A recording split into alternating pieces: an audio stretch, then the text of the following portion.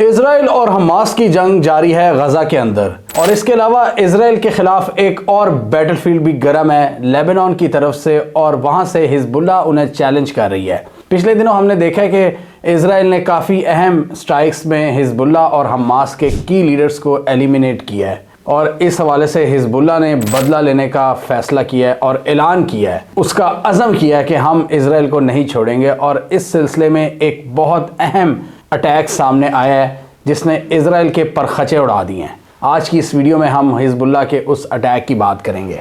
Hezbollah ने Israel की मेरोन air surveillance base को टारगेट करने का दावा किया है। 62 मिसाइल्स दागे गए हैं। जी हाँ, 62 मिसाइल्स हिजबुल्लाह की तरफ से दागे गए हैं इजराइल की इस सर्वेलेंस बेस की जानिब। और हिजबुल्लाह के मुताबिक ये साले अल अरोरी की मौत का पहला बदला है, ये इनिशियल रिस्पॉन्स। हमने इस वीडियो में देखा था कि साले अल अरोरी जो हमास के की लीडर थे, जो इस वक्त हमास के लिए पॉलिटिकल एक्टिविटीज़ कर रहे थे गजा से बाहर, उनको इजराइल ने बैरूत के अंदर निशाना बनाया है, और उसके साथ ही हिजबुल्लाह के कुछ की कमांडर्स को भी उन्होंने मारा है। और कहा यह जा रहा था कि साले अल अरोरी की असैसिनेशन से खित्ते में जो जंग है वो फैल जाएगी, और अब ऐसे लग रहा है वही हुआ है। अब हम बात करेंगे कि कितना सिग्निफिकेंट है हिजबुल्लाह का ये हमला, और हम देखेंगे कि कहां पर हिजबुल्लाह इनकी जो वल्नरेबिलिटीज़ हैं इजरायली आर्मी की, उनको इस्तेमाल कर रही है। मेरोन एयरबेस इजराइल के लिए एक बहुत इंपॉर्टेंट एयरबेस है। इजराइल की दो मेन एयर बेसिस हैं, एक तो इनकी नॉर्थ में है और एक साउथ में। तो नॉर्थ वाली साइड पे जहां पर लेबनान भी है, जहां पर इनकी झड़पें होती हैं हिजबुल्लाह के साथ, वहां पर ये एयरबेस थी जिसको हिजबुल्लाह ने निशाना बनाया है। माउंट जर्मक के ऊपर इजराइल ने इस एयरबेस को बनाया हुआ है, और ये नॉर्दर्न इजराइल में सबसे इंपॉर्टेंट एयरबेस है, या आप ये कह सकते हैं कि सबसे बड़ी एक वाहिद एयरबेस है जो कि नॉर्दर्न इजराइल में है। इजराइल की दूसरी अहम एयरबेस साउथ में है जिसका नाम है मिस्पे रामोन। इस हवाले से हिजबुल्लाह ने एक वीडियो जारी की जिसमें देखा जा सकता है कि किस तरह उन्होंने anti tank guided missiles fire किए इस फैसिलिटी के ऊपर, और उन्होंने इस फैसिलिटी के ऊपर उन रेडार्स को हिट किया जिनकी मदद से इजराइल पूरे नॉर्दर्न थिएटर पर नजर रखता है। पूरा एरियल व्यू आता है इजराइल के पास उन रेडार को यूज करते हुए जिनको टारगेट किया हिजबुल्लाह ने, और यहां से ही इजराइल लेबनान पर भी नजर रखता है जो इनका बॉर्डर है। और यहाँ ये जो एयरबेस है ये लेबनान के बॉर्डर से तकरीबन 7 किलोमीटर की दूरी पर है, और इसको हिजबुल्लाह ने निशाना बनाया, जो कि हिजबुल्लाह के लिए एक बहुत बड़ी कामयाबी बताया जा रहा है कि 7 किलोमीटर के अंदर तक पेनिट्रेट किया है इन्होंने इजराइल के अंदर, और इनकी सबसे अहम नॉर्दर्न एयरबेस को निशाना बनाया है। ये इजराइल की पूरी जो मिलिट्री एयर ट्रैफिक है नॉर्दर्न इजराइल में, उसको भी कंट्रोल करती है ये एयरबेस। ना सिर्फ नॉर्दर्न इजराइल बल्कि लेबनान, सीरिया, साइप्रस और तुर्की तक। इस हवाले से इजराइल की जो मिलिट्री है IDF, उन्होंने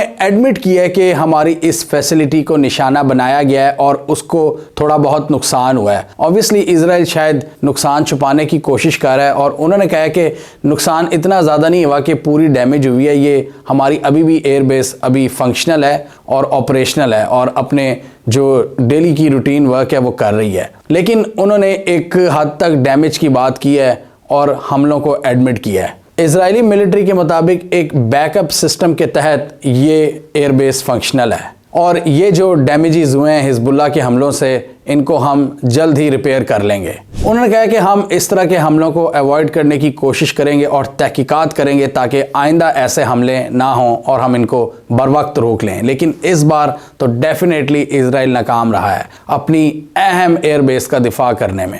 कुछ एनालिस्ट का कहना है कि ये एयरबेस इतनी इंपॉर्टेंट थी हिजबुल्लाह के लिए, और ये पहले भी हिजबुल्लाह के निशाने पर थी, लेकिन हिजबुल्लाह ने ये स्पेशल ओकेजन चूज़ किया है कि इजराइल को हिट किया जा सके, और वो स्पेशल ओकेजन एक बदला है जिसके तहत इजराइल ने अभी रिसेंटली साले अल अरोरी और हिजबुल्लाह के की कमांडर्स को मारा है। तो हिजबुल्लाह ने उसका बदला लिया है और इस वक्त को चूज़ किया ताकि इजराइल को बताया जा सके कि तुम हमारे निशाने पर हो, तुम्हारी जो अहम फैसिलिटीज़ हैं हम उनको हिट कर सकते हैं। इस हवाले से ये भी ख्याल किया जा रहा है कि ये एयरबेस चूँकि इजराइल के लेबनान और सीरिया के जो ऑपरेशंस हैं, एयर ऑपरेशंस, उनको भी ओवरसी करती थी, तो उनमें भी अभी एक वक्ती तौर पर हाल्ट आएगा। उनमें भी एक डिसरप्शन आ गई है, यानी कि अब इजराइल खुलकर सीरिया और लेबनान में एयर ऑपरेशंस या जो इनकी कार्रवाइयाँ थीं वो अभी नहीं कर सकता। हिजबुल्लाह ने पहले भी इजराइल आर्मी के अंदर जो वल्नरेबिलिटीज़ हैं, जो इनके वीक पॉइंट्स हैं, उनको एक्सप्लॉइट किया हुआ है।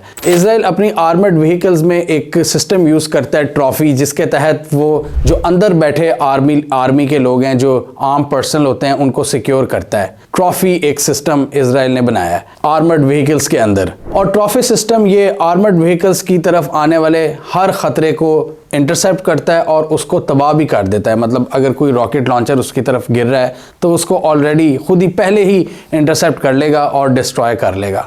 हिजबुल्लाह इसका तोड़ निकालने के लिए एंटी टैंक मिसाइल्स को यूज़ कर रहा है, और एंटी टैंक मिसाइल्स को वो यूज़ कर रहा है जो इजराइल की स्टैटिक मिलिट्री बिल्डिंग्स हैं, और वहाँ पर ये ट्रॉफी सिस्टम काम नहीं कर सकता। वहाँ पर जो इनके आर्म पर्सनल हैं वो महफूज नहीं रह सकते एंटी टैंक मिसाइल्स के हमलों से।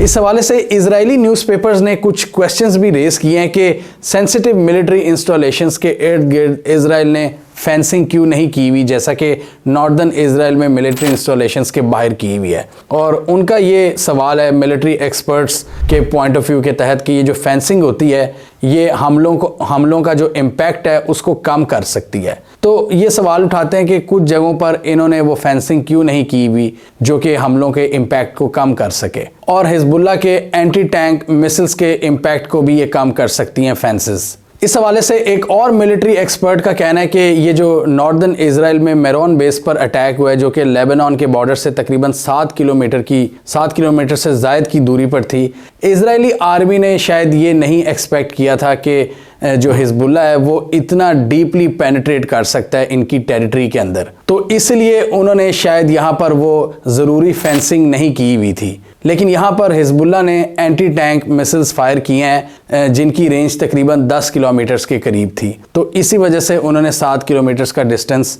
आसानी से तय कर लिया और उनको वहाँ पर फेंसिंग की भी डिस्ट्रप्शन नहीं मिली, इसलिए इस बेस को वो काफ़ी हद तक डैमेज करने में कामयाब हो गए हैं। तो इस हवाले से काफ़ी ज़्यादा क्वेश्चंस उठाए जा रहे हैं इजरायली मीडिया के अंदर। इजराइल ने अपनी बहुत सी मिलिट्री बेसिस के इर्द गिर्द एंटी मिसाइल नेटिंग की हुई है, वो फेंसिंग की हुई है जो कि हमलों के इम्पैक्ट को कम कर सकती है। लेकिन ये मेरोन एयर बेस पर इन्होंने वो प्रैक्टिस नहीं की थी, जिसकी वजह से इनको नुकसान हुआ है। इजरायलीज़ शायद ये एक्सपेक्ट नहीं कर रहे थे कि हिजबुल्लाह के जो हमले हैं वो 7 किलोमीटर के अंदर तक इम्पैक्ट क्रिएट कर सकते हैं, और इसलिए शायद उन्होंने वो हिफाजती बाड़ नहीं लगाई थी। तो यहाँ पर इजराइल की एक और वल्नरेबिलिटी भी हमें नज़र आती है, क्योंकि इनकी डेप्थ बहुत कम है।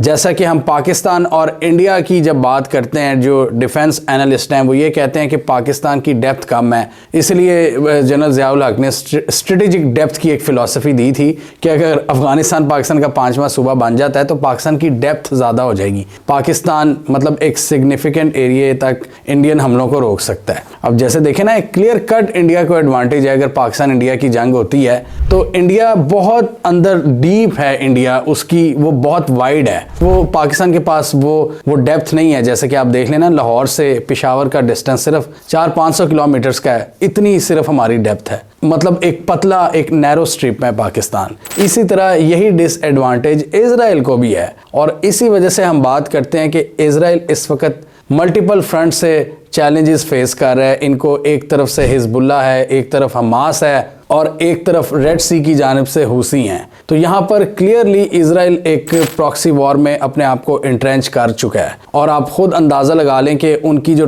टॉप मिलिट्री बेसिस हैं उनको एक हिजबुल्लाह जैसा ग्रुप टारगेट कर रहा है, जो कि इजराइल के लिए एक बहुत बड़ी तशवीश का बायस होना चाहिए, और डेफिनेटली है भी। इसलिए अमेरिका बहादुर इनकी मदद के लिए आ जाता है, बड़ी दूर से बड़े बड़े बंदे ले आता है, बड़ी बड़ी शिप्स ले आता है, हुसीस को मारता है इनके बिहाफ पर, क्योंकि इजराइल अकेला इन थ्रेट्स को मैनेज नहीं कर सकता। ये इजराइल के लिए एक बहुत बड़ा थ्रेट है, मल्टीपल फ्रंट से इजराइल को चैलेंजेस का सामना है। और इसलिए शायद इजराइल के कुछ मिनिस्टर्स कहते हैं कि हमें गज़ा पर भी काबिज हो जाना चाहिए ताकि इनकी स्ट्रेटेजिक डेप्थ में इजाफा हो। कुछ रिपोर्ट्स के मुताबिक इजराइल ने इस हमले के बाद अपने एक और एयर डिफेंस सिस्टम को ऑपरेशनल कर दिया जो कि 1.5 साल से इजराइल ने रखा हुआ था किसी टेक्निकल खराबी की वजह से, और इस सिस्टम का नाम है sky due defence system Israel को इनेबल करता है कि वो लॉन्ग रेंज एरियल थ्रेट्स को बहुत पहले से इंटरसेप्ट कर लें। ये air defence system early warnings जारी करता है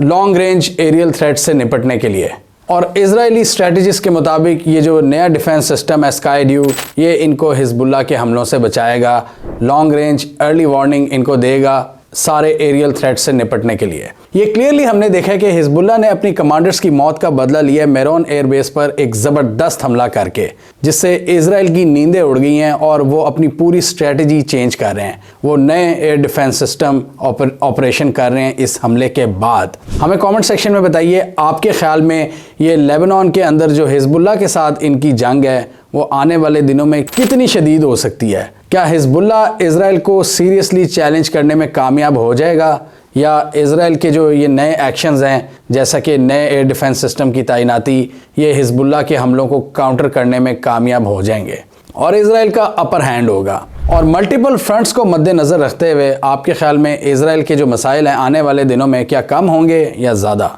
कमेंट कीजिए। इसके अलावा हमारा यूट्यूब चैनल सब्सक्राइब कर लो, साथ ही वो बेल आइकन भी दबाएं ताकि वो स्टोरीज दुनिया भर से पाकिस्तान से जिनकी मेन स्ट्रीम मीडिया पर प्रॉपर कवरेज नहीं होती हमारे प्लेटफॉर्म के थ्रू आप तक टाइम पर पहुंच जाएं।